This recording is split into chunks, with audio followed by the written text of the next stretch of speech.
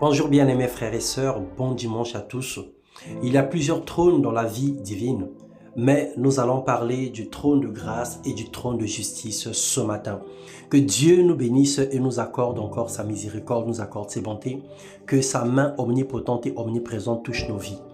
Le thème de notre méditation, le trône divin, et nous parlerons de la justice et de la grâce. Dans Daniel, le chapitre 7, le verset 9, il est écrit « Je regardais pendant que l'on plaçait des trônes et l'ancien de jour s'assit, son vêtement était blanc comme la neige et les cheveux de sa tête étaient comme de la laine pure. Son trône était comme des flammes de feu et les roues comme un feu ardent.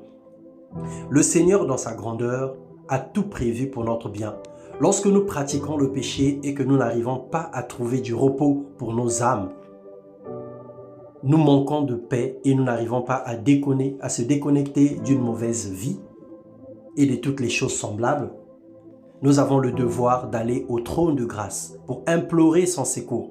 Il a versé son sang pour nous sauver, mort et ressuscité pour notre justification. Il est disposé à nous secourir si nous sommes sincères et si nous sommes humbles devant sa face. Son métier, c'est pardonner.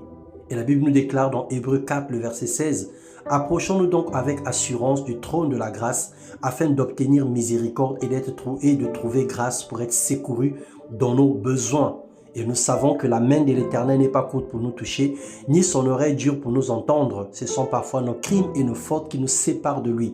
Alors lorsque nous venons à Dieu, lorsque nous confessons les péchés, lorsque nous l'implorons, le Seigneur nous accorde sa grâce et son pardon. Mais lorsque nous avons des situations qui perdurent, des blocages qui deviennent chroniques et difficiles, des maladies répétitives, un chômage insupportable, la galère, les échecs patents, là où les autres sortent, nous nous tombons. De nuit agitée et troublée, des attaques nocturnes et des difficultés ingérables.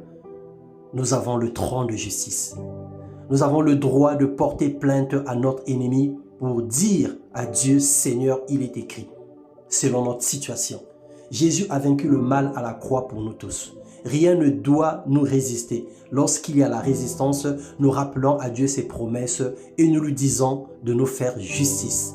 Hébreux 8, le verset 1, la Bible déclare le point capital de ce qui vient d'être dit, c'est que nous avons un tel souverain sacrificateur qui s'est assis à la droite du trône de la majesté divine dans les cieux.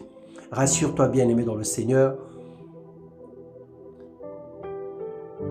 Rassure-toi simplement de n'avoir rien qui appartient au diable.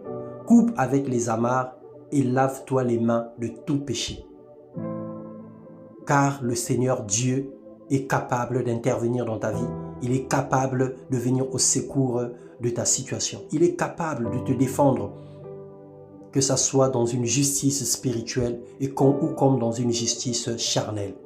Nous prions ce matin, cher Saint-Esprit de Dieu. Tu es le merveilleux enseignant, prends le contrôle de toutes choses. Et enseigne-nous à combattre par la foi. Enseigne-nous à marcher dans la vérité.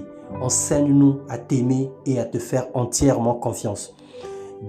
Dépose sur nos vies ta grâce et manifeste ta justice dans le nom de Jésus. Parce que tu es le maître des temps et des circonstances. Que ton nom soit béni, que ton nom soit célébré dans le nom de Jésus-Christ. Amen.